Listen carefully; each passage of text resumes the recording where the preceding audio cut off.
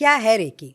Recce, जब पहली बार मैंने शब्द सुना था तब मैं वाकई में भी हंस पड़ा और मैंने उसका मजाक उड़ाया वास्तव में। अच्छा।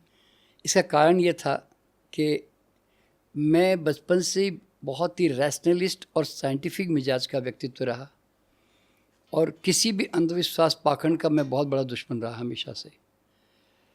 तो जब किसी ने कहा कि मैं स्पर्श करके वो ठीक कर सकता है किसी को, तो मैंने कहा ये भारत है, 50 तरह के उपचार है, ऐसे ही कुछ होगा। तो मैंने ध्यान नहीं दिया। तो सबसे पहले मेरी वाइफ ने सीखा था हाँ जी। इसको। तो हमारा यहाँ करोलबाग में हॉस्पिटल था, तो वहाँ पर एक महिला आई, मतलब मेरा टर्निंग पॉइंट बता रहा हूँ क्यों मैं रेकी में विश्वास कर पाया।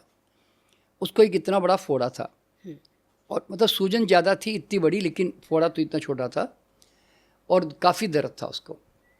तो उसने मुझसे राय मांगी कि मैं आज एक्सरसाइज नहीं करूँगी। तो मैंने उसको कहा कि सप्ताह भर घर में रेस्ट करो, क्योंकि इसको सूजन को जाने में सप्ताह भर लग जाएगा, फिर आ जाना बाद में।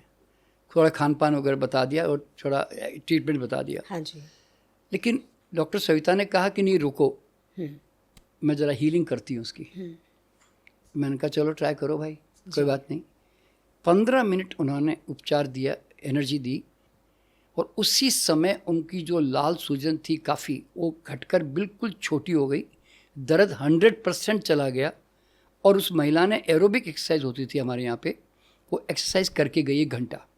इसने मेरा दिमाग पलट दिया, ख़राब कर दिया समझो प्रकार से। मैं बड़ा परेशान हो गया कि यार ऐसे कैसे हो सकता है कि खाली एक टच किया, मतलब ऐसे उसको ऐसे ही टच किया और ऐसा क्या चला गया और कैसे सूजन घट गई, ऐसे कैसे पॉसिबल हो सकता है जी। तो फिर मैंने इस ऊर्जा के विज्ञान पे पहली बार मतलब विश्वास करके काम करना शुरू किया। और 30 साल पहले तो कोई रेकी के बारे में जानता भी नहीं था भारत के अंदर, बहुत कोई किताबें भी नहीं थी, एक किताब भी नहीं थी, बता रहा हूँ यहाँ पे।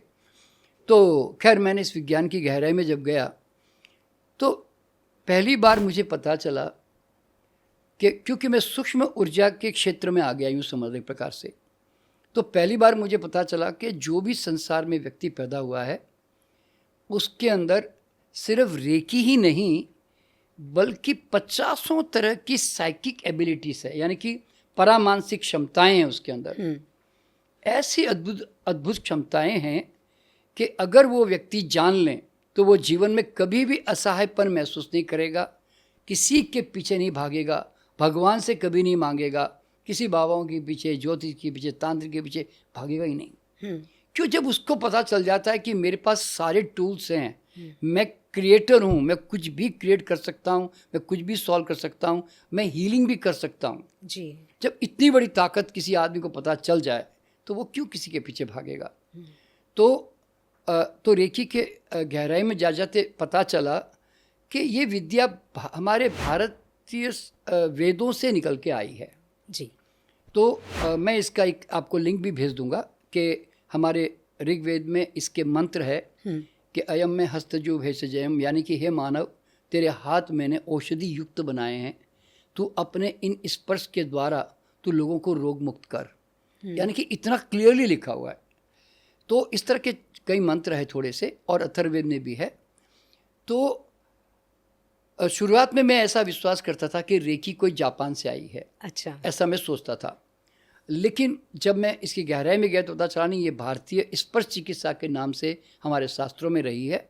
लेकिन ये हमारा कितना बड़ा दुर्भाग्य है कि हजारों साल पहले जो विद्या खोज ली गई, हाँ जी, वो विद्या भारत के अंदर उसका कोई उत्थान नहीं हुआ, किसी को पता तक नहीं चला, कभी सुनने में भी नहीं आया, बता रहा हूँ मैं आपको।